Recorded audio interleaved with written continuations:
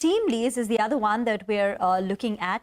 Here, the company has made 2 acquisitions, which will strengthen their presence in HR tech. What is HR tech? It basically is managing your employee payrolls, when an employee joins, when an employee exits, maintaining their holiday database, etc. Right. So everything to do with employees.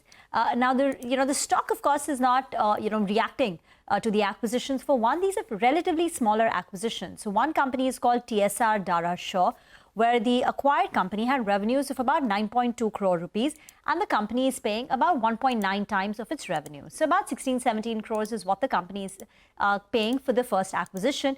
And the second one is called Crystal HR and Security Solutions, where again, the top line of the company is about 10.5 crore, and the company is paying about 25 odd crore rupees. So they're not large in terms of size.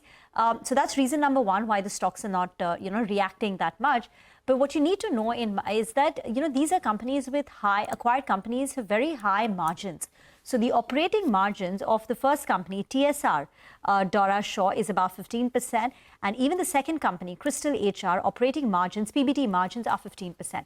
Now, this is much higher than the margins of TeamLease. Now, TeamLease, because it gets a majority of its revenues from general staffing, right, operates on very wafer-thin margins. Its overall margins used to be less than 2%. Their aspiration is that we'll get to 2%, but they are between 1.5%. So the acquired companies, though small in size, with a top line of just about 20 crore rupees as of FY24, are significantly higher in terms of margin. And that is the big positive. But also remember, we spoke to the management just 2 weeks back, and they had said that, we're very close to completing an acquisition in HR tech. So they've been talking about it, that, and now it's fructified. But as I said, the key is the margins of the acquired company are much, much higher than the company average margins. So I think the street will be hoping for a better margin profile going forward. And that is something that, like you mentioned, the management did allude to in the last interaction with us. They did. And as I said, it's not going to move the needle on the top line. The top line of the company is 10,000 crore rupees.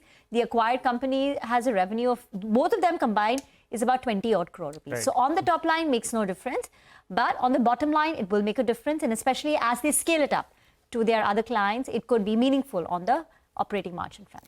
Well, thank you so much for explaining that to us. Well.